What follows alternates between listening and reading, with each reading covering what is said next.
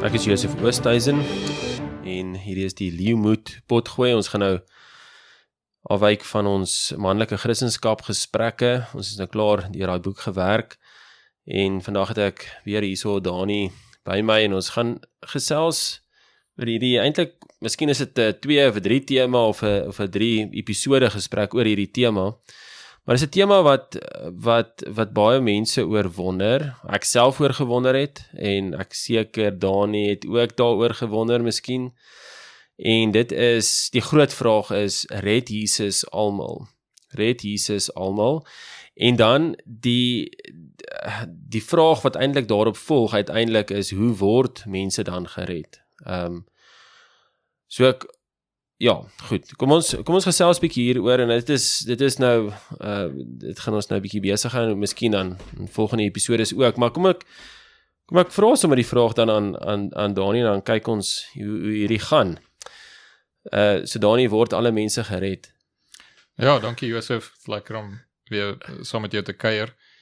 Dit is nogal 'n aktuele vraag en jy gaan allerlei verskillende antwoorde kry. Ek onthou so 2 jaar terug om en by was ek by 'n konferensie waar daar's 'n missiologie proffie wat by die konferensie gepraat het. Daar was heeltyd so ietsie snaaks aan sy aanbieding, want jy dink dat missiologie, sending, waar dit gaan oor die evangelie word bedien aan mense en mense word opgeroep om te glo deur die eise van die evangelie. En hierdie persoon het in sy aanbieding het dit glad nie gegaan daaroor dat die evangelie moet uitgaan nie. Het eintlik net gegaan die kultuur moet bietjie anders raak. Dit meer die omstandighede moet verander. Also die mense moet 'n makliker lewe hê. Dit is waaroor sending gaan. En dit was heeltyd so iets so snaaks hier. En toe na die tyd in die vrae en antwoorde, toe kom dit uit, hy's 'n universalis. So hy glo alle mense word gered. Daar's nie een persoon wat verlore gaan nie. So in ander woorde, die hel is uiteindelik maar leeg as dit kom by mense. Dalk sal hy nou sê, daar's engele wat in die hel gaan wees, maar daar gaan nie mense in die hel wees nie.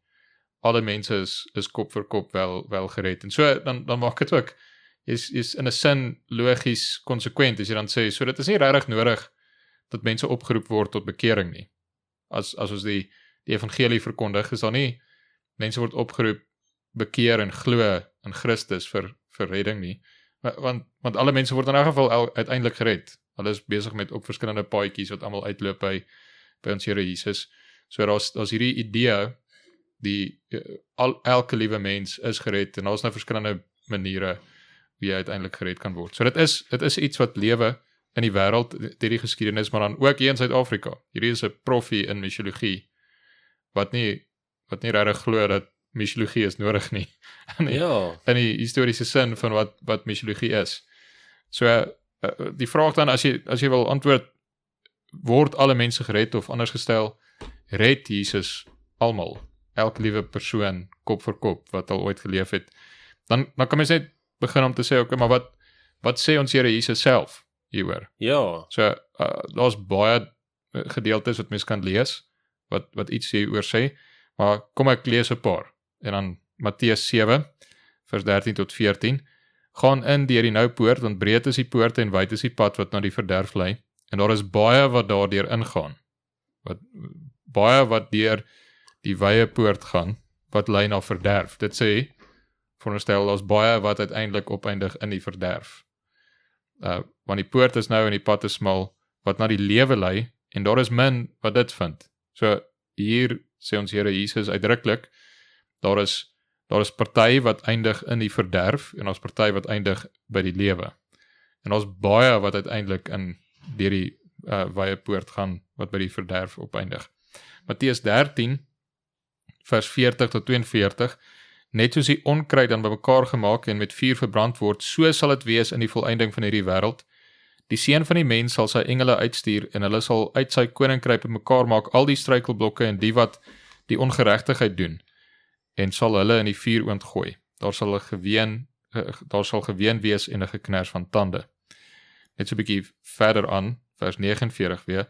So sal dit wees in die volëinding van die wêreld. Die engele sal uitgaan en die slegte mense onder die regverdiges uit afskei en hulle in die vuuroond gooi. Daar sal geween wees en 'n geknars van tande. Weer, hier is ons Here Jesus self wat praat.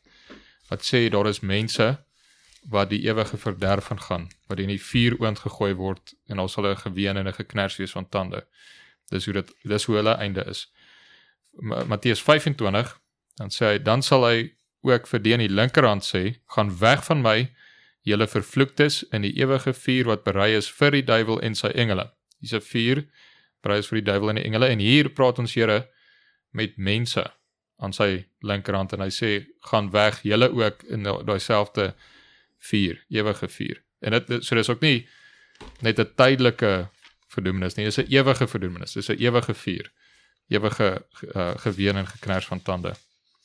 Johannes 8, vers 24, ek het dan vir julle gesê dat julle in jul sonde sal sterwe, maar as julle nie glo dat dit ek is nie, sal julle in jul sondes sterwe. So as julle nie glo in Christus nie, sal julle in julle sondes sterwe. Ek het nou ene oorgeslaan, dit is hoofstuk 3 vers 36. Hy wat in die Seun glo, het die ewige lewe, maar hy wat die Seun ongehoorsaam is, sal die lewe nie sien nie, maar die toorn van God bly op hom. Die is party, wat dit is hulle uiteinde, die toorn van God bly op hulle.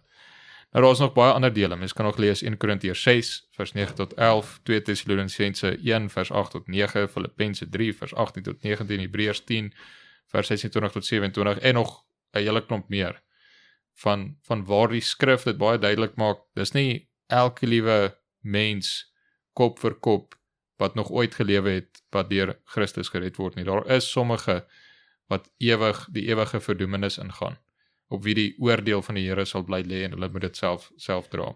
Okay, so dis duidelik, wel ten minste uit daai verse, jy kan miskien dan nog 'n paar as jy daar het, noem, maar dis ten minste duidelik uit daai verse dat nie alle mense kop vir kop word gered nie. So daar's nie ietsie soos 'n alversoening of alle mense word gered nie. Dit is duidelik in die skrif. Ek dink die noodwendige volgende vraag is dat goed, so nie almal kop vir kop word gered nie, maar is daar dan hierdie spesifieke lys van mense wat gered word, of hang dit nogal baie af van die mens? So daar's duidelik dat daar sekere mense nie Jesus gaan aanneem nie, volgens die skrif, kan iemand sê, maar daai lys is nie bepaald wie dan uiteindelik in Jesus gaan glo nie. So is daar 'n bepaalde hoeveelheid mense dan wat gaan glo? Wel ons in die gereformeerde tradisie en oortuiging, en ek dink dis die Bybelse standpunt, sê ja, daar's 'n vaste getal.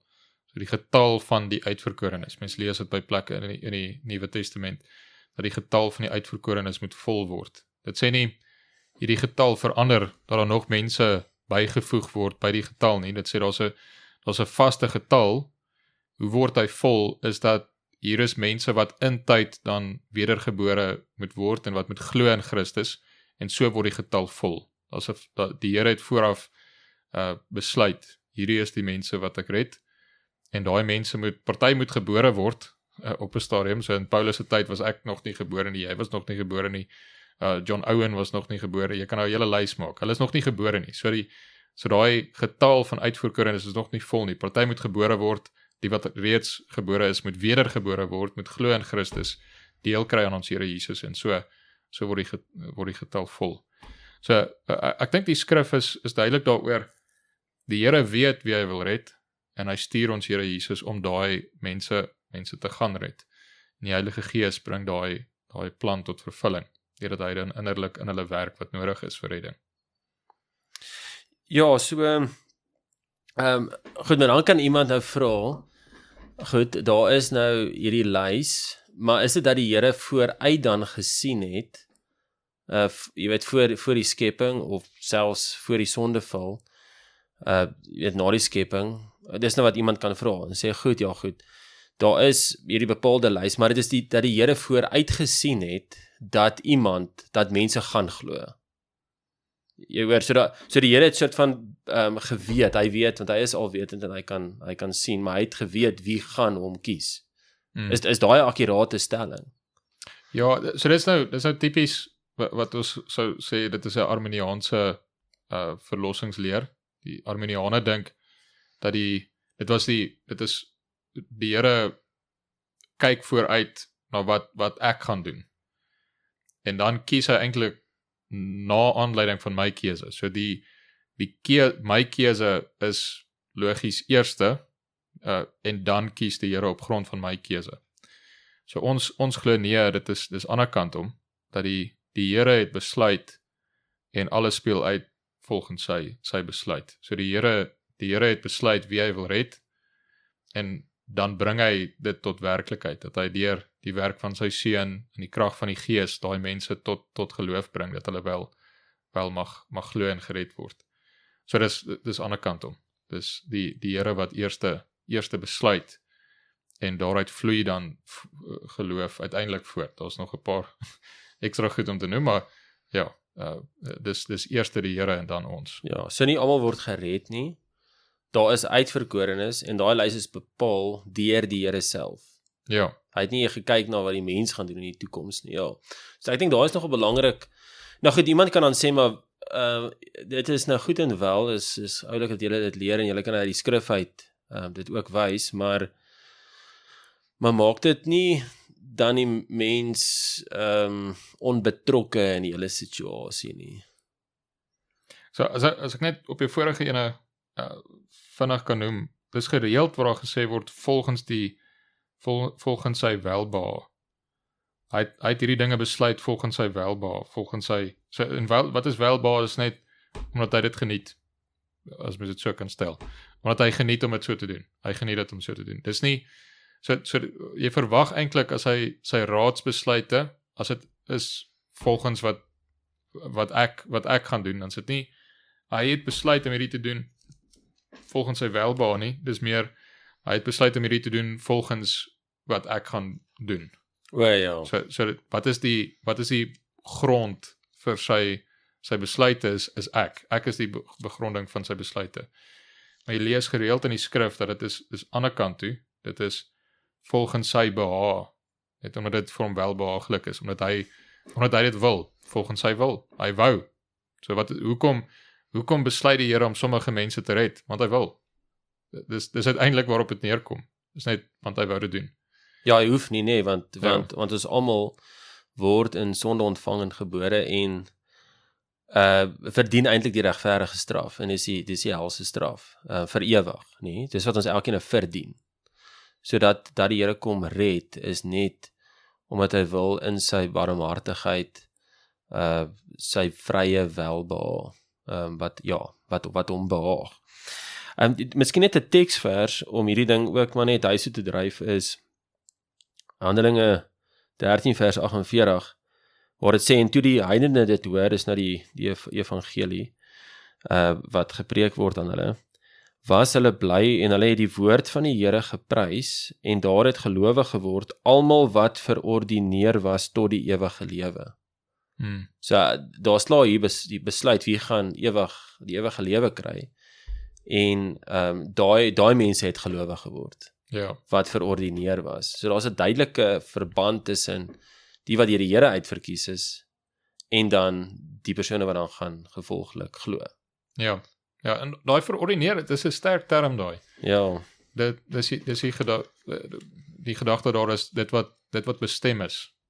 Die Here het in ewigheid, het hy besluit, het hy verordineer, het hy bepaal, hy het bestem, hierdie mense, dit is hulle uiteinde, die ewige lewe. En dan, maar iets wat nodig is vir hulle, vir die ewige lewe, is dat hulle moet deel kry aan Christus. Okay, so hoe kry hulle deel aan Christus, is geloof. Deur geloof kry deel aan Christus. So, almal wat verordineer was, wat bestem was tot die ewige lewe is net in Christus, hoe kry hy deel aan Christus, deur geloof, en dan, so daai hele sinnetjie, het soveel inhoud, daar het gelowig geword, wat doen geloof, jy kry deel aan Christus, jy kry deel aan die lewe wat in hom is, almal wat verordineer was, daar is weer iets wat die Here doen, die Here besluit, hierdie mense moet die ewige lewe kry, gelowig geword, almal wat verordineer was tot die ewige lewe. Ja. So die Here het in ewigheid sy raadsbesluit en hy verordineer, hy besluit, hierdie is die bestemming van hierdie mense, die ewige lewe. En hoe kan hulle die ewige lewe kry? Nie deur hulle eie krag nie deur hulle eie vermoëns nie deur hulle op hulle eie net 'n beter lewe leef nie. Hulle moet deel kry aan Christus en daarvoor is geloof nodig. Dit is wat die Heilige Gees dan innerlik kom werk. Deur geloof kry deel aan Christus en in hom het jy deel in die ewige lewe, maar die Vader het dit vooraf al hierdie dinge bestem. Ja. Ja, so het dit besluit. Ja, die ander vers ook, ek het so vinnig daarna toe geblaai is daai Efesiërs 1 vers 4, soos hy ons in hom, soos God ons in Jesus uitverkies het voor die grondlegging van die wêreld. So daai uitverkiesing het gebeur voor die skepping, voor die sondeval. Alreeds het die Here geweet natuurlik daar gaan 'n sondeval kom, maar hy het alreeds besluit ook wie gaan glo en nie gaan glo nie. En daai is nou ook beskryf as die Here se verborge raad, nê. Nee. Ons weet nie wie is die uitverkorenes nie. Is daai 'n akkurate stelling? Of sy 'n bietjie anders te stel? Nee, ek stem heeltemal saam. Die Here het nie vir ons die 'n lys name gegee in die skrif van hierdie is die uitverkorenes nie. So daai is verborge. Wie spesifiek, watter persone dit in die geskiedenis gaan wees. Daai lys name het ons nie. Die Here het wel vir ons geopenbaar dan in die skrif, wat doen hy met die wat hy uitgekies het. O ja. So daar's die name is verborge. So ek kan nie sê goed, in hierdie stad, in ons tyd, in Pretoria, gaan dit hierdie mense wees, wat die uitverkorenes is. Ons het nie daai nie. Maar ons het wel die openbaring oor, wat doen die Here in die lewe van mense wat uitverkore is. Dit het hy wel geopenbaar. En daai is dan iets wat ons mag sien. So ek kan iets daarvan sien in my eie lewe, en dan het ek hierdie wonderlike vreugde en troos. Dit beteken, die Here gee vir my die ewige lewe. Op grond van sy beloftes. Hy beloof die ewige lewe in Christus. Hy bewerk geloof, en dan kan ek sê op grond van iets wat ek sien in my, en die objektiewe beloftes van die Here, dan kan ek sê, maar ek het sekerheid. Ek kan seker wees, dat ek aan die Here behoort, dat ek die ewige lewe het. Ja, wil jy, miskien is dit nie nou al die tyd nie, maar dit raak nogal aan die heilsorde, nie. Ja. Hoe die Here dan hierdie uitverkiesing werk in 'n gelowige se lewe. Miskien kan ons daarna toe oorgaan. Ja, want dit is nou wat genoem word die heilsorde, die Ordo Salutis, die weg van verlossing. Ja, so miskien, brei 'n bietjie daaroor uit. Wat is daardie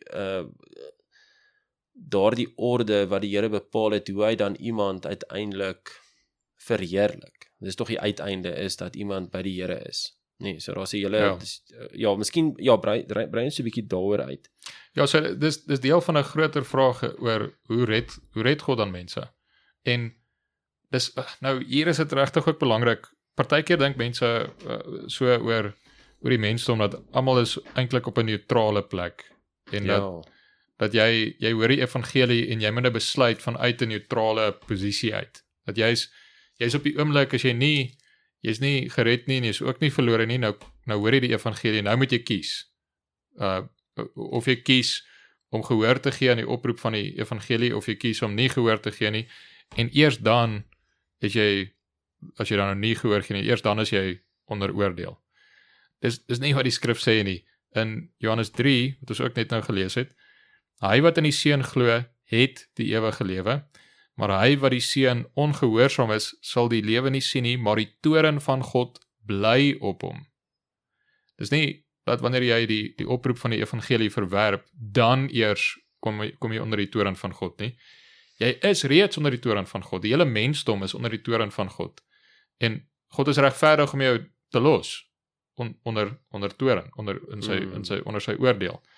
En so as jy dan verlore bly, dan dis reg, dis wat jy verdien. En genade is waar die Here dan 'n sondaar, iemand wat so in 'n verlore toestand is, mag uitred. En dan is daar's 'n objektiewe sy van hierdie verlossingswerk, iets buite my wat moet gebeur. En daar is iets binne in my wat moet gebeur. So iets buite my is ek het die verlosser, daar's 'n verlosser nodig. So daar's iemand nodig wat kom verlos. En dit is buite my. Dis los van my dat daar moet iemand kom wat verlossing bewerk, wat dit verwerf. En dit is dan die evangelie van ons Here Jesus. Dis die verkondiging van Jesus as die verlosser. Van wie is Jesus en wat het hy kom doen? Hy is ware God en ware mens wat gekom het om middelaar te wees en die offer vir ons sondes. Hy het die oordeel kom dra en hy het geregtigheid verwerf. In hom is alles wat nodig is vir die ewige lewe. Dis vas, dit staan vas. En dat die Here beloof, my seun is genoeg, sy bloed is genoeg. So daar is die verkondiging van die evangelie net oor wie is Christus en wat het hy kom doen, wat het hy kom verwerf. So sy koms, sy dood, sy opstanding, sy hemelvaart, daai verkondiging oor wie Christus is. Wie is Christus, wat het hy kom doen. So dit is iets wat nodig is vir sondaars om gered te word, is die verlosser. Hy self is nodig. Maar die tweede ding wat nodig is dat op een of ander manier moet ek deel kry aan hom. Dit moet nie net wees, Jesus het gesterf vir sonde nie. Op 'n manier moet dit raak, Jesus het gesterf vir my sonde. So iemand wat bely, Jesus het gesterf vir sonde, daai is waar. Iemand sê, dis waar, Jesus het gesterf vir sondes. Daai is nog nie 'n saligmakende geloof nie. Wat is 'n saligmakende geloof? Is Jesus het kom sterf vir my sondes. Hy is my verlosser. En dit is so mooi hoe die Heidelbergse Katekismes dit ook sê. Wat is jou enigste troos in lewe en in sterwe? Die hoofstelling dan in die antwoord is, dat ek aan Jesus Christus behoort. Nie dat daar is mense wat aan Christus behoort nie. Wat doen die Christelike geloof? 'n Ware geloof sê, ek behoort aan Christus. En so dit is dan, iets moet ook binne in my gebeur, en aan my gebeur, dat ek kan deel kry aan Christus. En dit is die fokus van die Ordo Salutis, of die heilsorde. Die fokus daar is, hoe kry 'n mens, iemand wat van nature verlore is, hoe kry so ene dan deel aan die ewige lewe en aan Christus en aan heerlikheid? Hoe werk daai? Hoe gaan iemand van totaal verlore, onder oordeel, hoe gaan iemand van daai toestand oor tot heerlikheid in Christus? Ja, miskien, want jy gaan nou amper seker nou by die Ordo Salutis uitkom, maar net om te bevestig ook wat jy sê, daar in Romeine 8, vanaf vers 5, dan sê dit, want die wat vleeslik is, bedink vleeslike dinge, maar die wat geestelik is, geestelike dinge. Want wat die vlees bedink, is die dood. So die wat nou in sy liggaam is ongelowig, sonder die gees, hulle bedink die dood. Maar wat die gees bedink, is lewe en vrede. En dan ook vers 8 van Romeine 8, en die wat in die vlees is, kan God nie behaag nie. So geen goeie werk kan, uit onsself uit, kan in elk geval absoluut goed wees, en so ons kan nooit God uit onsself uit behaag nie. Maar so dit is daai ding, is net om daai ding te bevestig van, ons begin nie neutraal nie. Ja. Elke mens van nature is boos en kies teen God, wil nie God hê nie. Nee, so dit is en verdien dan die ewige straf. Ek dink, miskien 'n vraag voordat ons by die Salutis kom is, het Jesus, en ek wil graag hoor verwoord jy dit, het Jesus dan vir almal se sondes kom sterf, maar net seker is, word dit aan toegepas. Verstaan, so, het die hele mensdom se sonde op Jesus gekom, en toe is Jesus gestraf, maar net seker is, eien daai toe. Jy weet, hoe sal jy daai verduidelik, as iemand nou so 'n vraag sou vra? Ja, nou mens kan 'n hele episode net oor hierdie vraag hê, en 'n klomp tekste deurwerk, wat spesifiek daaroor gaan. Hoe ons het bely, is dat die Christus het net gesterf vir die wat uiteindelik die lewe kry. daar word 'n onderskeid gemaak tussen die waarde van sy offer en vir wie hy dit kom gee. So hy is genoeg werd as 'n betaling vir alle mense. So hy kon vir almal se sondes gesterf het.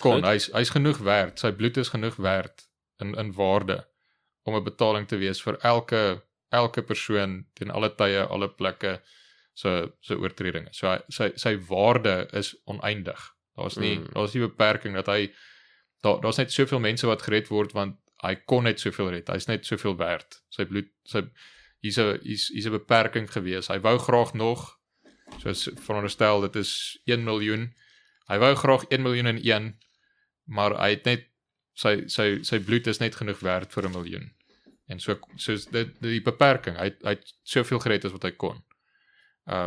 Dis nie wat ons glo nie. Ons glo dat Christus se offer is genoegsaam in waarde vir almal, maar hy gee dit nie vir almal nie.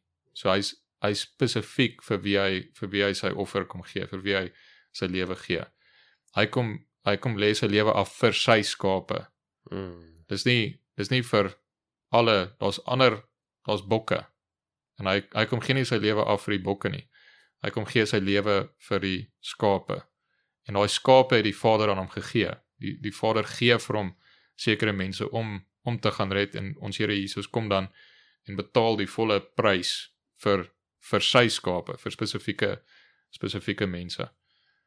Ja, en ek dink dan gaan ons miskien outomaties dan by die Ordo Salutis uitkom, want ons is dood in sonde, maar die Here het tog uitverkies. So dan is daar sekere mense wat van nature dood is, ons almal eintlik is van nature dood in ons sondes, maar by sekeres gaan daar dan nou verlossing kom. Miskien wil jy nou, is dit 'n goeie tyd miskien om nou in die Ordo Salutis in te gaan? Ja. So net oor daai vir sy skape is die nogal Johannes 10. Jy kan Johannes 10 bietjie gaan lees daaroor. Ja. Waar ons Here sê die goeie herder lê sy lewe af vir sy skape en sy skape ken sy stem. Daar's iets spesifiek daarin. Dis nie want daar's ander mense wat dan verlore gaan. En ons Here Jesus sê nie een wat die Vader my gegee het sal verlore gaan nie. So daar's baie uitdruklike tekste wat praat van ons Here wat effektief mense red, en hy val nie daarin. As hy gekom het om alle mense te red, maar daar is wel sommige wat in die hel is, want in 'n sin het hy geval. Hy's 'n mislukking. En dan is hy nie almagtig nie. Ja, ten opsigte van daai ander mense. Ja. Maar goed, so net weer die punt van die Ordo Salutis is om te beskryf wat is die logiese orde van hoe iemand wat van nature verlore is, die verlossing mag kry wat daar in Christus is. Hoe kry ek deel aan dit wat in Christus is? Hoe kry ek deel aan hom van die begin af tot die einde? En dan sou 'n logiese orde daarin. En nou hier, jy sal bietjie verskeidenheid hê in hoe die mense die lys bewoord. Party het een woordjie met subpunte onder dit. Party ander mense vat daai subpunte en sit dit apart op die lys. So jy het byvoorbeeld een lys sal wees roeping, partykeer begin dit dan by uitverkiesing, maar uitverkiesing, roeping, wedergeboorte, geloof, bekering, regverdigmaking, heiligmaking, volharding van die heiliges en heerlikmaking. Maar dan sal ander lyste wat weer geloof en bekering onder een opskrifie sit, en net bekering, maar bekering het dan sub-opskrifies ook bekering en geloof. So jy het hierdie, maar as hierdie ooreenkoms in die lyste ook. So uitverkiesing, ons het nou al so 'n bietjie daar gepraat. Jy kan daar 2 Tessalonisense 2 vers 13, Efesiërs 1 vers 3 tot 4, en ons baie ander dele, ook 1 Petrus 1 vers 1 en 2, hier het ook nogal sterk in, uitverkore vreemdelinge, so uitverkore deur God. Goed, so die Here wat vooraf soewerein besluit, hy wil hierdie mense vir homself red, en daai mense gee dan vir sy seun, dat sy seun vir hulle kom betaal, maar nou moet daai mense moet op 'n manier deel kry aan dit wat Christus verwerf het. So hoe kry ek deel aan ons Here Jesus? En dan is die in tyd, in my lewe, moet dan nou iets gebeur wat maak dat ek kry deel in dit wat Christus reeds verwerf het. Ja. Okay, so ons Here Jesus het dit verwerf al baie jare terug. Ek is baie jare nadat ons Here al gesterf het, opgestaan het en in die hemel opgevaar het, is ek eers gebore. Maar hoe kry ek in my leeftyd dan deel aan die verlossing wat Jesus verwerf het? Hoe word dit myne? Dat dit nie net weer eens nie is net hierdie is waar vir sommige nie, maar dit is waar vir my. Dit is myne. Ek kan dit is toegeëien, deur geloof is dit myne. Okay, so die eerste ene is roeping. So die Here wat roep tot geloof. En so die Here gebruik middele. Die Here stuur predikers om die evangelie te verkondig, die evangelie van Christus, en ook die eis van die evangelie. So daar is die evangelie, wie is Jesus, wat het Jesus kom doen? Daar is die belofte van die evangelie. Die belofte van die evangelie is, elkeen wat in Jesus glo, sal die ewige lewe kry. Dat is die belofte. En die eis van die evangelie is, bekeer en glo in Christus. So daai gaan ook uit aan alle mense. Alle mense het die oproep tot bekering en geloof. Dit sê nie, omdat die oproep uitgaan na alle mense, dat alle mense reg gaan reageer op die oproep nie. Die oproep gaan uitgaan aan alle mense, en daar gaan party wees wat dit verwerp, wat ongehoorsaam is aan die oproep, en wat nie gehoor gee nie, wat dan bly in verdoemenis, bly in oordeel. En dit bring eintlik 'n swaarder oordeel oor hulle, waar hulle gehoor het wie Christus is, wat hy gedoen het, die beloftes van die evangelie, die eis van die evangelie, bekeer en glo, en hulle verwerp dit bring hulle onder 'n swaarder oordeel. Ja, is interessant, jy kry mos daardie vers ook wat sê, baie is geroep, maar min uitverkies. Ja. Jy weet, en ek dink daai roep, dui tog op, daar's 'n roep, daar's 'n bevel, Ja. van glo in Jesus. Ja, daar was 'n teksvers waar ek ook nou oopgeslaan het wat sê, in Handelinge 17 vers 30 praat van die verkondig. Nou word verkondig aan al die mense oral dat hulle moet bekeer. Ja. Moet bekeer. Daar word verkondig dat hulle moet bekeer. Nou goed, ons gaan nou eintlik stadig deur die heilsorde. En miskien moet ons maar hier stil staan, want ek dink daar is baie keer verwarring hierso. Is dat wanneer iemand gesê word, kom ons sê daar word verkondig, en daar word vir die persoon gesê, en hy is 'n ongelowige, maar hy kan selfs in die kerk sit, of hy besoek die kerk, of daar's miskien 'n straatprediker, of wat ook al. En hy sê vir die mense, onthou, julle moet julle bekeer na Jesus toe. Maar hy kan dit verder omskryf, hy kan sê, onthou, julle is sondaars, en sonde, al het jy net een sonde gedoen, verdien die ewige straf, en jy's onder die oordeel van nature, jy's in die hand van 'n toornige God, regverdiglik, dus jy verdiende loon sal die hel wees en die ewige straf, maar jy moet glo in Jesus, dat, en tot redding. So jy moet glo in Jesus, dan sal jy gered word. En nou kan iemand, as ek dit nou so verduidelik, dan kan iemand dink, maar sê ek daardeur, dat wanneer ek die opdrag gee vir iemand om te glo tot redding, dat ek logies noodwendig sê, dat om daardie opsie uit te oefen, of om Jesus te kies, kom uit daardie persoon se hart self.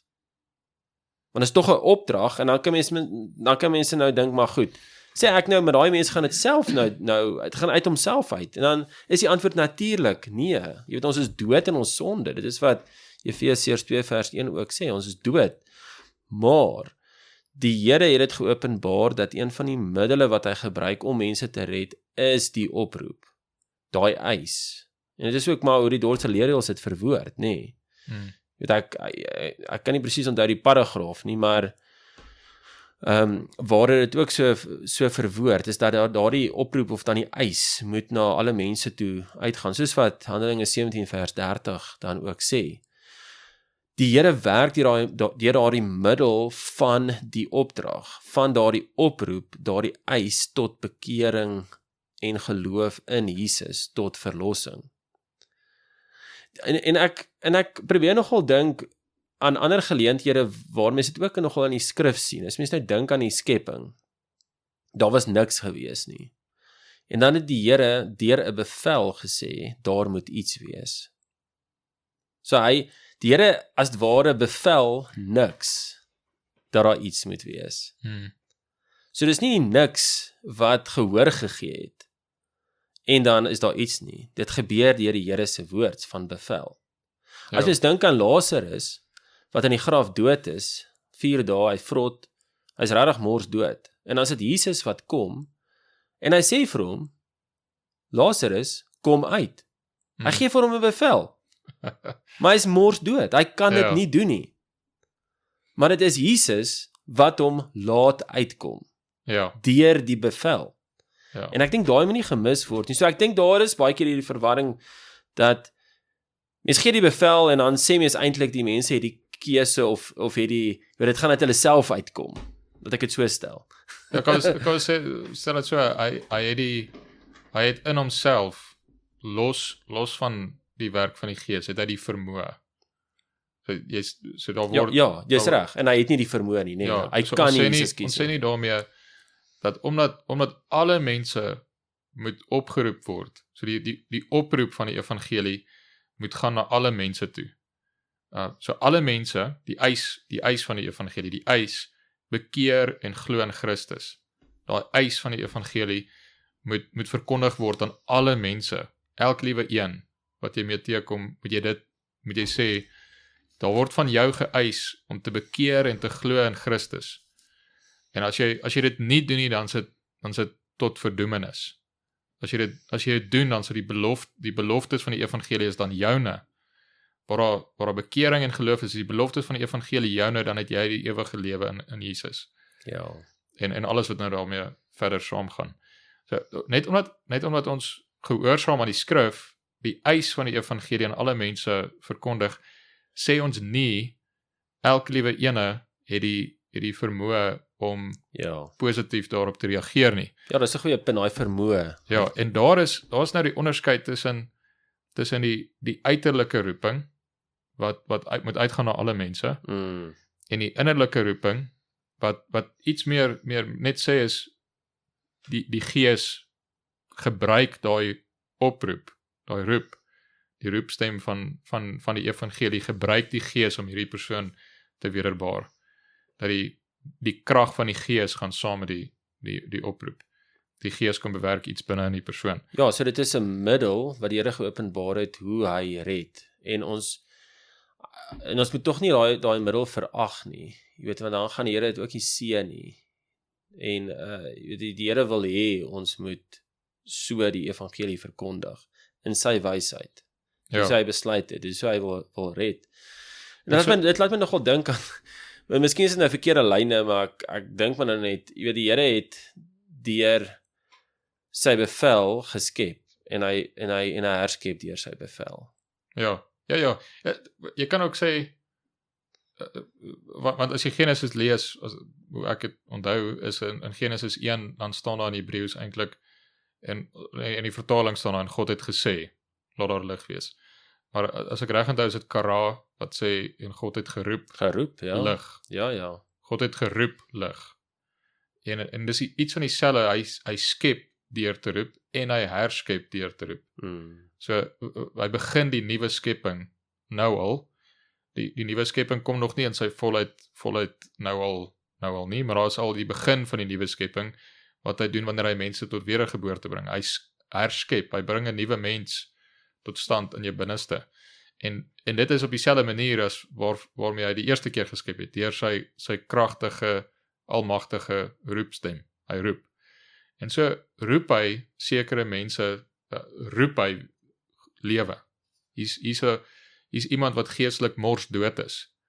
en die Here kom kragtig deur die werk van die Gees, deur die woord, die verkondiging van Christus, roep hy hierdie siel tot lewe. En dan reageer daai siel. So gesagvol het hy geroep tot lewe en daai siel kom tot lewe. En dit is dan een manier om net te sê, hy word wederbaar, hy word wedergebore. So daar waar dit dood was, word dit lewendig, daar waar dit duisternis was, word dit lig, daar waar jy blind was, kan jy nou sien, daar waar jy Christus gehaat het, kom dan nou 'n liefde vir hom. So dit is dan waar die Here gesagvol roep, sal daar wedergeboorte volg. So dit is maar weer Ja. onderskeid tussen uiterlike roeping en innerlike roeping. Met al wat jy eintlik maar sê met die innerlike roeping, dit is daar waar die Heilige Gees kom en in daai mense binneste begin werk tot wedergeboorte. Ja, so jy die uitverkiesing, dan het jy die uiterlike roeping. So baie is geroep, maar min uitverkies. So jy het nou die uiterlike roeping, maar dan verseker is, gaan dit effektief werk. Ja, nou spesifiek in die Ordo Salutis, word nie eintlik nou gepraat oor daai wat net die uiterlike roeping kry nie. Dis nie eintlik nou deel van die Ordo Salutis nie. Goeie punt. Die Ordo Salutis praat van hoe kry iemand wat in homself totaal verlore is, hoe kry hy deel aan verlossing? So dis beperk, hierdie is beperk net tot die wat uiteindelik werklik verlos is. En so, as ons dan nou hier in hierdie konteks praat van roeping, dan praat ons spesifiek van daai effektiewe, kragtige roeping, wat God deur die oproep, wat gepaard gaan met die werking van die Gees in die binneste om te wederbaar. Maar daar's die oproep van die Here, soos wat hy sterre in wese inroep, hy roep sterre, en dan is dit daar, so roep hy lewe, vir die ene wat geestelik dood is. Ja. Hy roep, word weergebore, en hulle word weergebore. So daar's daai roeping, maar die roeping kom deur die verkondiging van die evangelie. Ja. So die Here stuur, hy werk middelik, hy stuur bedienaars van die evangelie, stuur hy oor die aarde uit, en hy stuur hulle met die opdrag, gaan verkondig die evangelie van Christus, verkondig die beloftes van die evangelie, en verkondig die eise van die evangelie, bekeer en glo. En is deur daai verkondiging wat die Here dan deur die krag van die Gees hierdie ene tot geloof bring. Ek kan nie onthou nie, het jy die Dordtse leerreëls gelees? Daai 2:5. Jy het dit nie gelees wat nou eintlik verwoord wat jy sê. Ja, nee, ek weet ons het voor die tyd net so 'n bietjie daarna gekyk, maar ek kan nie onthou hierdie gesprek of ons ons het nog nie nou gelees nie. Maar ek lag so want ek nog geen vra, het ek dit al ooit gelees? Ja, ek verstaan. Maar goed, moet ek dit gou vir ons lees? jy kan dit lees. Dis Dordtse leerreëls hoofstuk 2 paragraaf 5 sê verder is dit die belofte van die evangelie dat elkeen wat in die gekruisigde Christus glo nie verlore sal gaan nie, maar die ewige lewe sal hê. Ek dink op hierdie stadium dit is die objektiewe in die sin van as jy glo, dan sal jy gered word. Okay, en ek dink almal gaan daarmee saamstem, maar in die volgende sin kom dit nogal duidelik oor in hierdie paragraaf 5 dat die Here werk deur die middel of vereis die middel van oproep en die bevel. Want dit sê hierdie belofte moet aan alle volke en mense aan wie God na sy welbehae die evangelie stuur sonder onderskeid en willekeur verkondig en bekendgestel word met die eis tot bekering en geloof. Dit word alle mense moet opgeroep word, geëis word om dan te bekeer en te glo. Ja. Dit is hoe ek daai sin verstaan en ek goed, dis maar hoe ek die skrif ook verstaan. En ek dink mense moet nie daai verag nie. En ek dink hier is 'n bietjie ander ding. Kom ons sê jy sit nou in 'n gemeente en jy glo regtig, weet baie van die mense is gelowiges, weet hulle bely Jesus en goeters en dan moet jy dan nog steeds hierdie eis preek in daai gemeente.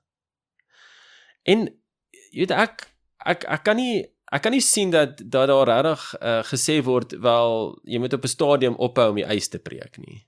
Ek sien altyd hierdie alle mense met die eis voorgepreek word. Dan 'n gelowige wat hierdie eis hoor, is amper weer 'n bevestiging van ja, ek moet in Jesus glo. Jy word amper weer aangemoedig om te volhard in die geloof. as dit ware.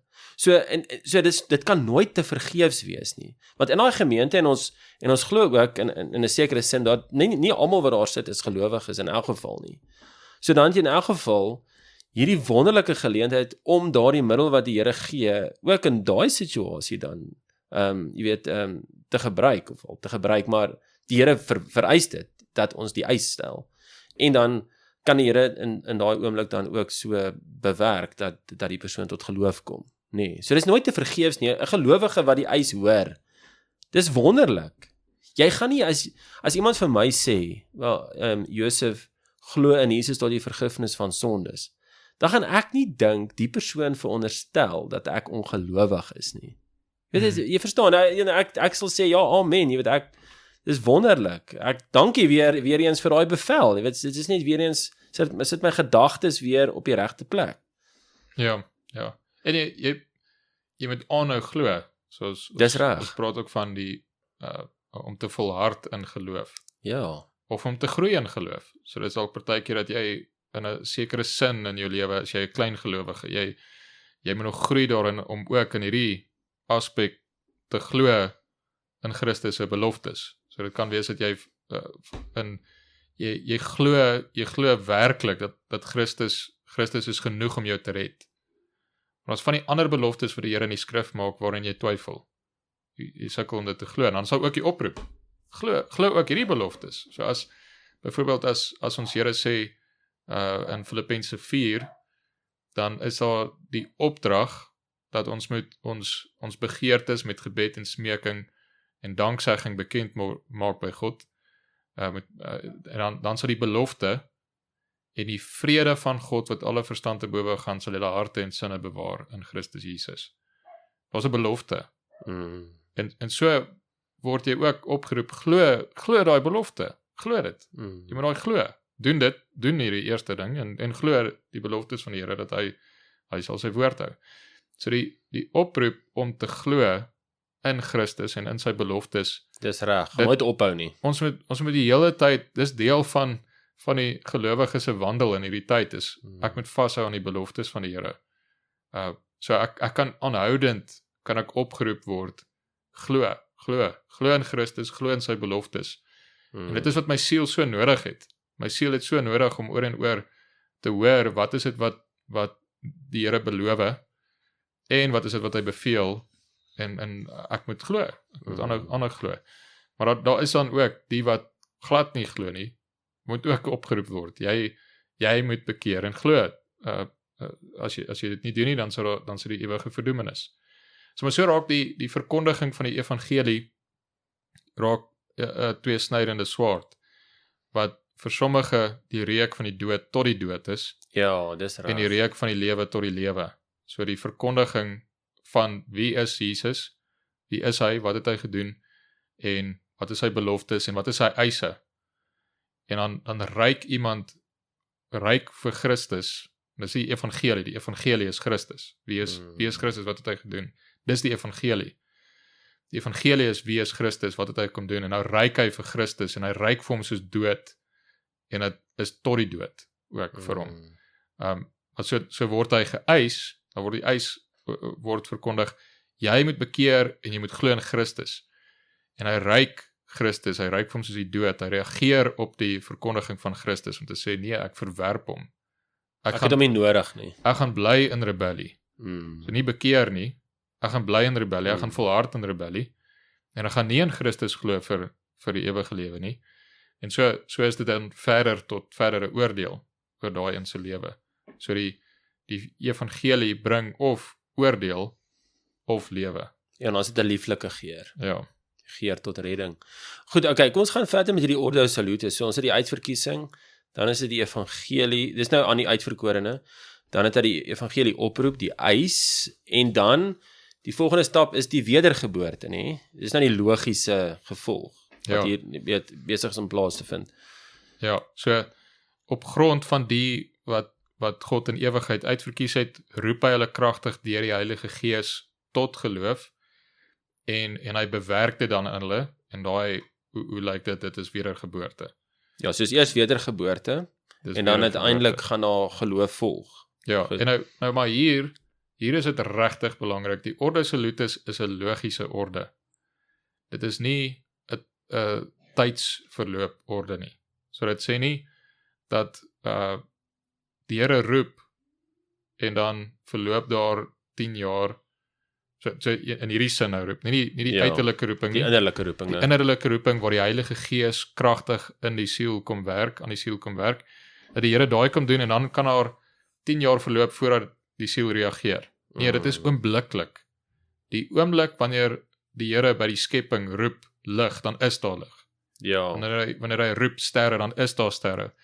Wanneer hy iemand roep tot lewe, wat dood is in hulle sondes, en hy roep hulle tot lewe, oombliklik is daar lewe. daar's 'n effektiewe. Dis effektief, en dit is nie daar verloop tyd nie. So jy moet hieraan dink as 'n logiese volgorde.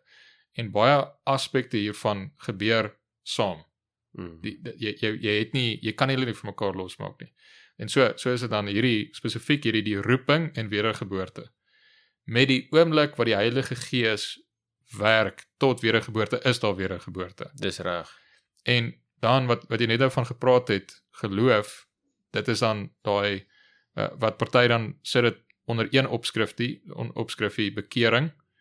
Ander sal nou onderskei geloof en bekering. Jy sien dit nou so as 'n pakkie. Die Engels is conversion.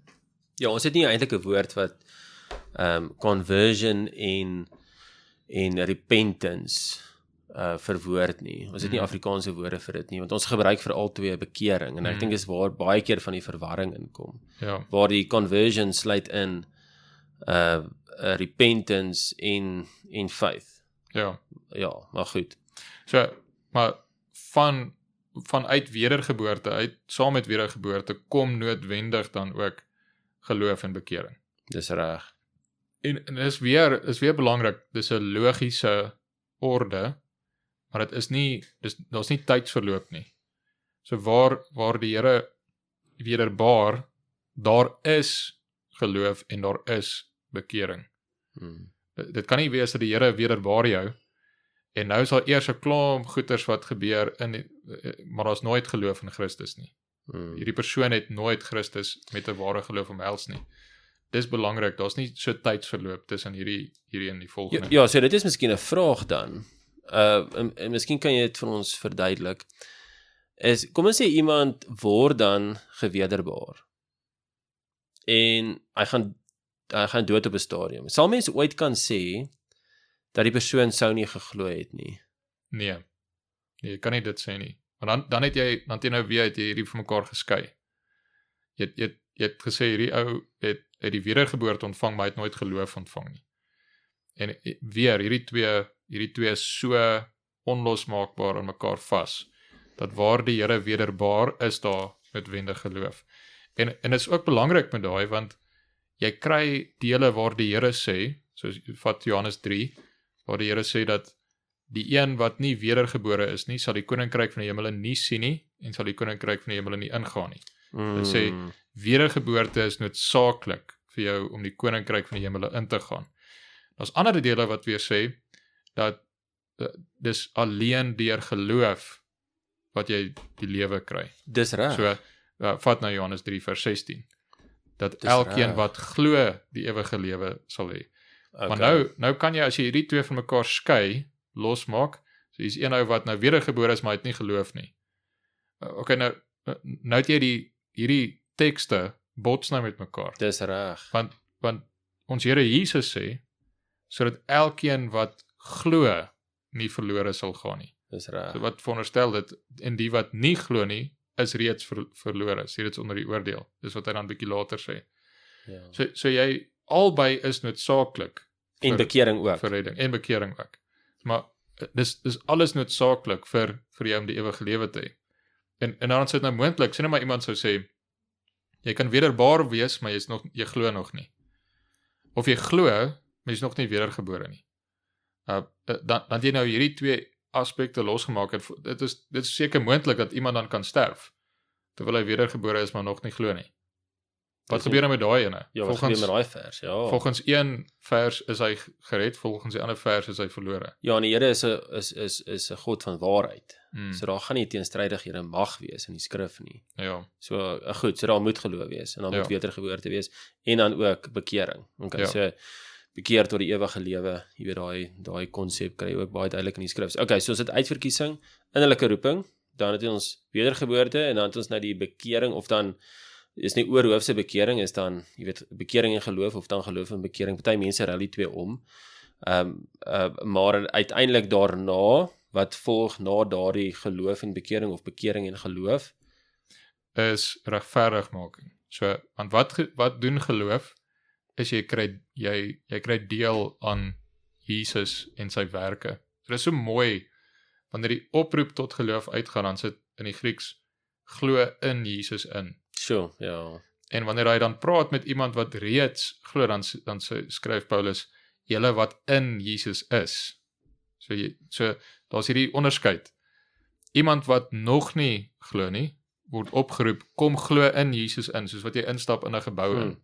Jy moet binne inkom, jy moet binne in Jesus inkom, en so kry jy deel aan Jesus en sy volheid, en alles wat hy verwerf het. So dis nou wat ons net daarvan gepraat het, daar's iets objektief van wat Jesus moes kom doen, en die Ordo Salutis praat van, hoe kry ek dan deel aan Jesus, aan wat hy gedoen het, en dis dan deur geloof. Maar waar kom hy geloof vandaan? Dit kom van weer die werk van die Gees, deur wedergeboorte. So die Gees kom wederbaar my, hy kom bewerk in my bekering en geloof, dis die eis van die evangelie, hy kom gee dit vir my, dat ek kan voldoen aan die eis. En die eis is dan glo in Jesus in, bekeer en glo in Jesus in, en wanneer ek dan deel kry aan Jesus, dan kry ek deel aan sy betaling en sy perfekte lewe. So ons Here Jesus het gekom. Dis 'n baie goeie punt nie. So daai regverdiging of regverdigmaking kan amper in, jy weet, twee gedeeltes opgedeel word, onderskei word. Ja. Want ons Here Jesus is gebore onder die wet om dan al die eise van die wet perfek na te kom. En dan verwerf hy daardeur geregtigheid. So daai is 'n geregtigheid wat syne is, wat hy verwerf. Ja. En wanneer ek glo in Jesus in, dan word daai geregtigheid word my toegereken, dat ek staan voor die Here met Jesus se geregtigheid, Jesus se perfekte nakoming van al God se bevele. Dis reg, sy goeie werke, dit wat Adam eintlik moes gedoen het, maar nie kon doen nie, en nie gedoen het nie, en wat ons nie kan doen nie, het Jesus kon doen. Ja. Goed. Maar self, nou ook, aan die kant toe, is ek het weer die wet oortree. En die eise van die wet vir 'n oortreder is die dood, so ewige dood. En dan kry ek ook deel aan Jesus se betaling, Jesus se offer. Daar's vergifnis van sondes.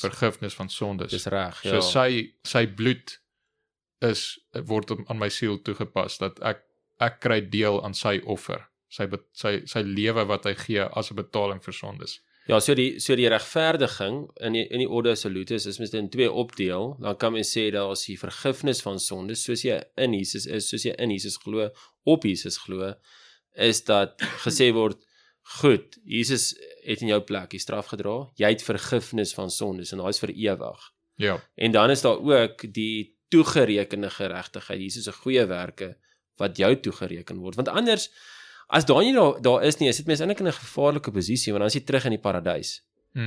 Dan moet jy weer jou eie heil uitwerk, in die sin van redding, ewige verlossing uitwerk. Dan is jy maar Adam, die eerste Adam weer. Ja, en daar's party mense wat presies dit glo, want hulle sê, dat die oomblik wat jy glo in Jesus, dan is al die sondes tot op hierdie oomblik, is weggewas. Maar nou moet jy mooi regtrap, want vorentoe, as jy weer sondig, dan sit op jou. So daar's party mense wat so iets sê, of vat die Romeinse leer, is dit jy deur die sakrament van die doop, kry jy hierdie genade, die doop is die middel waardeur jy die genade kry, ons sê nie, geloof is die middel, maar die doop is die middel waardeur jy die afwassing van sondes kry, en dan kan jy dit weer verloor, deurdat jy sekere sondes doen, dan verloor jy daai geregtigheid, wat jy gekry het deur die doop. Verloor jy die geregtigheid, en dan moet jy gaan bieg, sodat jy daai geregtigheid weer kan terugkry. So daar's hierdie gedagte van die geregtigheid wat jy wat jy kan kry, maar jy verloor dit weer. Jy is nooit heeltemal seker, het ek dit nou? En het ek dit net vir nou, of het ek dit vir ewig? Is dit vas? Staan dit vas? So, binne die gereformeerde leer, binne die Ordo Salutis is, jy kry ten volle deel aan Jesus. Vir alles in die verlede, in die Here en in die toekoms, is al my sondes weggewas, en sy geregtigheid is genoeg vir dat ek vir die Here ten volle skoon kan staan. Ek wil miskien net ook net so vinnig 'n stapie terugvat, want ek dink daar is baie keer verwarring oor as mens nou sê die Gees het jou gewederbaar, hy werk in jou en dan glo jy. Dan verstaan mense of miskien is daar hierdie verwarring dat dit is ek wat glo, die geloof kom uit myself uit. Natuurlik jy is deel van die geloof in die sin van dit moet uitgeoefen word, maar dan is daar is 'n misverstand baie keer, is dat mense sal jou hoor en sê, maar jy sê die geloof kom uit jouself uit, en daar moet ons net weer kyk na die skrif, byvoorbeeld in Efesiërs 2 vers 8, en Filippense 1 vers 30, of is dit 31, ek sal nou kyk, maar, of 29, kan nie presies onthou nie, maar ek sal nou gaan kyk, is dit baie duidelik daar dat die geloof 'n gawe is. Jy weet, in die wedergeboorte, dan gee die Here die gawe van geloof. En mens sal nie sê dit is 'n goeie werk nie, maar dit is 'n aksie wat uitgeoefen word. So daai gawe van geloof is Efesiërs 2 vers 8, dit is die gawe van God, want uit genade is julle gered, deur die geloof, net nie uit julleself nie, dit is die gawe van God. Maar ek moet sê, nog die oulike ene is daai Filippense 1, dit is 29, Filippense 1 vers 29 sê, omdat dit aan julle terwille van Christus genadiglik gegee is, om nie alleen in hom te glo nie, maar ook vir hom te ly. Die klem is daar, dat dit gegee is om vir Jesus te ly, maar, mens moet nie daai punt miskyk in daai vers, wat dit sê, dit is vir jou gegee, om te glo nie. Ja. So ek wil net daai moontlike verwarring net uit die weg uitruim, is daai ding van, dis 'n geskenk. Ja, En so dan, dis iets wat die Heilige Gees bewerk. dis reg. Hy bewerk geloof in jou, en dan glo jy. Ja. So dis, mens moet daai wel ook sê, dit is die Heilige Gees wat geloof bewerk in die siel, of vir die persoon die geloof gee, en die persoon dring om te glo in Christus, om Christus om te omhels.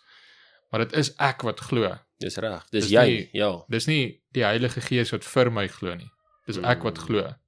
So daar's 'n onderskeid tussen om te tref tussen waar kom die geloof vandaan, en die Arminiane sê oor die algemeen dit is iets wat uit jouself uitkom. So hulle sal daai twee omruil dat daar's die oproep, en dan is dit die bekering, geloof en bekering, en dan is dit wedergeboorte. So dis een van die groot verskille tussen die gereformeerde oortuiging oor hoe word iemand gered, en hoe die Arminianese oortuiging oor hoe word iemand gered. Hulle ruil daai twee om. So ons sê nee, die Here roep, hy bewerk wedergeboorte, hy gee geloof, en dan glo ek. Dis Dan reg. bekeer en glo ek. So hy gee vir my dit wat ek nodig het om deel te kry aan Jesus.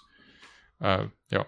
Goed, so die gesagvolle roeping, wedergeboorte, bekering en geloof, regverdigmaking, so ek kry deel aan Jesus, dit is 'n eenmalige regsverklaring.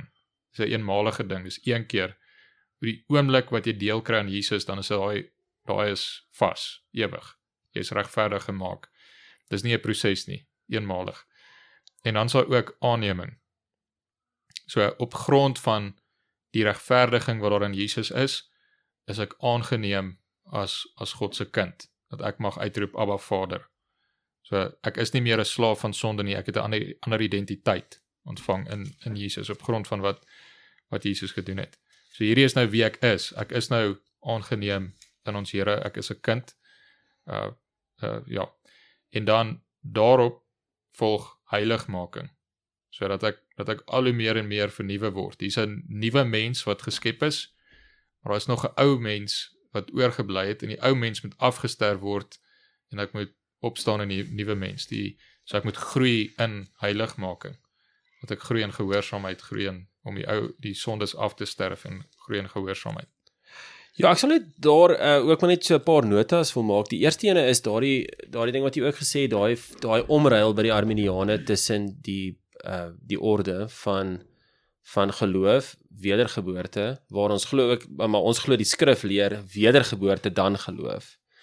Want anders sit jy in elk geval, dit is 'n probleem, want as jy sê daar's geloof en dan wedergeboorte, dan sit jy die klem nogal op die mens, nê? Ja. Dit gaan uit die mens uit kan kom, maar daar's niks kan uit die mens goeds uitkom nie. Ek dink dit is, ons is dood. Maar waar ons in elk geval in die skrif sien, dat geloof op wedergeboorte volg, is 1 Johannes 5 vers 1. Dit sê elkeen wat glo dat Jesus Christus, dat Jesus die Christus is uit God gebore. So jy glo omdat jy uit God gebore is. So daar sien mens nie die orde van wedergeboorte dan geloof. En die ander ding wat jy ook nou genoem het van die afsterwing van die ou mens, opstanding in die nuwe mens, wat 'n konstante ding is, maar wat in gelowiges moet plaasvind, is 'n belangrike vers, en ek dink daar is ook baie keer verwarring oor hierdie vers, en dis daai Filippense 2, vers 12 en 13, waar dit sê, werk julle eie heil uit met vrees en bewing, want dit is God wat in julle werk om te wil, sowel as om te werk na sy welbehae.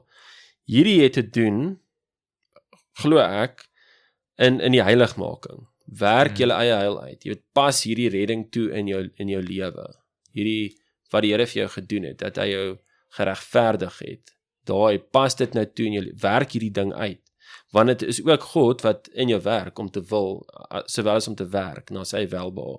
En daai is heiligmaking om tot eer van die Here te lewe. Ja. Nee? Ja. En dit maak aan dit pas nie eintlik by gelowiges, want Sondag is ons Christene, maar die res van die week doen ons lewe ons soos die heidene. Ons praat soos die heidene. Ons gebruik grove taal en ons is besig om te horeer en ons te buite te gaan aan drank. Daai pas nie. Dit pas nie. So jy moet sê, omdat ek in Christus geregverdig is, omdat ek op grond daarvan dat ek deur God aangeneem is, nou moet my lewe verander, dat ek moet al hoe meer gevorm word na die beeld van die Seun.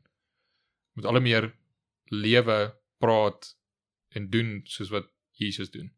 So daar's 'n nuwe mens wat moet groei na die beeld van God die Seun. Dis heiligmaking. Daar's 'n mooi aanhaling van Augustinus uit sy belydenisse. En dit was een van die goed waarop Pelagius destyds 'n probleem gehad het. Hy het gesê, give what you command and command what you will. Het Augustinus gesê. Ja. So gee wat u beveel en dan beveel dan net wat u wil. Dis reg, dis mooi. Dis so mooi gestel, en dis eintlik ook wat jy in die orde salute sien, want die eis van die evangelie is bekeer en glo. En wat doen die Here dan deur wedergeboorte, is hy gee wat hy beveel. Hy gee in my in wat hy beveel. En dan doen ek dit. Ja. Nee, so gee wat u beveel en beveel wat u wil. Dis wat jy sien hoe die orde salutis dit dan nou uitwerk. Ja. Die Here het by die roeping, met roeping dan roep hy op, jy moet bekeer en glo. Deur wedergeboorte gee hy daai en dan doen ek dit wat hy sê. Dan bekeer ek en ek glo.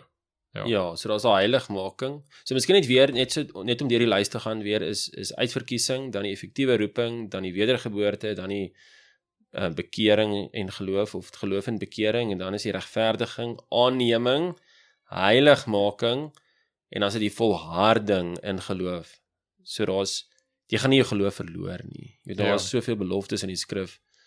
In elk geval, God is almagtig. Hy sal dit in elk geval nie, dit sal nie so gebeur nie. En dan is dit eintlik verheerliking wanneer ons dan by die Here Jesus is. In heerlikheid ewig. Vir ewig, ja. Ek kan miskien ook net daardie ding uitlig van die roep, hoe die Here deur die roep werk, en in ons belydenis, volgens die skrif, dit is ook, ek glo ook wat die skrif leer, wat ons ook na gekyk het, na 'n paar verse, dit is nou die Dordtse leerreëls hoofstuk 3-4, paragraaf 8, dan sê dit, almal wat egter deur die evangelie geroep word, almal wat egter deur die evangelie geroep word in alle erns geroep. Sien, daai woord roep weer, almal word geroep. Want in alle erns en waarheid betuig God in sy woord wat sy wil is. Die geroepenis moet na hom toe kom. Die geroepenis moet na hom toe kom. Maar weer eens, die veronderstelling is nie dat daai persoon die vermoë gaan hê nie, maar die middel hoe die Here daai persoon dan tot redding bring, is deur daai roep. Die geroepenis moet na hom toe kom. In alle erns beloof hy ook aan almal wat na hom toe kom en glo, rus vir hulle siele en die ewige lewe. Ja. En ek dink 'n nuttige manier om dit bietjie vir jou gedagtes uit te pak is om te sê die Here roep ook dat beveel, kom ons sê die eise van die Here is ook ek mag nie moord pleeg nie. So, Ja. Of Dis reg. ek moet vir my naaste lief wees. Kom ons sê dit in die positief. Ek moet lief wees vir my naaste. Dis 'n eis. Die Here eis dit. Wees lief vir jou naaste. En nou is daar daai eis en dan reageer ek op die eis met gehoorsaamheid of ongehoorsaamheid. Dis reg. Die gevalle mens reageer elke keer sonder die krag van die Gees, reageer elke keer op die eis wat die Here gee met ongehoorsaamheid. Dis reg. Maar daai bevel kom. Die bevel is steeds daar. So ja. En want party dink maar ons moet nie die eis tot bekering en geloof vir alle mense gee nie. Ons moet op 'n manier moet ons weet hierdie is die uitverkorenes en ons moet die eis moet net gaan aan die uitverkorenes. Ons moet net die uitverkorenes met die eis ontvang tot bekering en geloof. En so dit loop uiteindelik daarop uit dat daar's nooit 'n eis nie. Ja, want ons weet nie wie is die Jy uitverkorenes. weet nie wie die uitverkorenes is nie. Maar die oproep, die eis, bekeer en glo, jy kan dit sien in dieselfde kategorie soos die wet van wees lief vir jou naaste. Die Here eis dit. En dan so daai van Augustinus is nou weer hier nuttig. Nou het ek dit vergeet. Beveel wat of gee wat u beveel en beveel wat u wil. Ja. En so vir die eis gaan uit aan alle mense. Alle mense die eis is alle mense julle moet bekeer en glo in Christus. En as jy dan op daai eis reageer met rebellie, dan is dit verdere swaarder verdoemenis. Jy's reeds in verdoemenis en 'n swaardere verdoemenis. Maar waar daar gereageer word met geloof, dan sal die ewige lewe. Dis die belofte dan. Elkeen wat aan kom, sal die lewe ontvang. Maar dan vir die uitverkorenes is dit dan give what you command. Die Here gee dan dit wat hy eis. Hy gee bekering en geloof en dan reageer hulle daarop. Dis reg. Op die regte manier. Ja, ek dink ons kan maar daar afsluit vir nou. Kom ons kyk, miskien is daar 'n volgende episode. Andersins sal ons maar net aangaan met 'n volgende tema. Net een dingetjie, want jy het nou artikel 8 gelees. Goed. Van hoofstuk 3-4. 9 en 10 gaan nou verder daarop aan. Want mens moet nou mooi daai onderskeid handhaaf tussen die uiterlike roeping en die innerlike roeping. En partykeer in die Dordtse leerreëls word daar nou gepraat van die uiterlike roeping. Dis reg. En nie van die innerlike roeping nie. So daai wat daar gesê word in 8, almal wat hierdie evangelie geroep word in alle erns geroep, want in alle erns en waardigheid getuig God in sy woord wat sy wil is, die geroepenis moet na hom toe kom. Daai is uiterlike roeping aan alle mense. Alle mense moet die eis van die evangelie hoor. Hoekom ek dit sê is want in 9 en 10 word nou die onderskeid getref tussen baie mense wat deur die bediening van die evangelie geroep is, uiterlike roeping, kom nie na hom toe nie. Dis en reg. word nie bekeer nie. Die skuld hiervoor lê nie in die evangelie of in Christus wat deur die evangelie aangebied is nie, ook nie in God wat mense deur die evangelie roep en aan hulle die verskillende gawes gee nie. Die skuld lê by die geroepenes self. Sommiges neem deur sorgeloosheid die woord van die lewe nie aan nie, ander neem dit wel aan, maar nie in die binneste van hulle hart nie, met die gevolg dat hulle na kortstondige blydskap van die tydelike geloof weer terugval. Ander weer laat die saad van die woord deur die dorings van die sorge en deur die welliste van die wêreld verstrik en dra geen vrugte nie, soos ons verlosser dit in die gelykenis van die saaier leer. Dis nou Matteus 13. 10 praat dan van die waar die uiterlike roeping, daar's ook die innerlike roeping van die werk van die Gees binne in hierdie persone. Ander mense weer, dis nou 10, wat deur die verkondiging van die evangelie geroep is, kom en word bekeer. Dit moet egter nie aan die mens toegeskryf word nie, asof hy hom deur sy vrye wil van ander onderskei, wat net so 'n groot genoegsame genade tot geloof en bekering ontvang het. So stel die hooghartige kettery van Pelagius dit. Dit moet aan God toegeskryf word. Hy het hulle van ewigheid af in Christus as sy eiendom uitverkies. Hy roep hulle almal kragtadig in die tyd en skenk hulle geloof en bekering.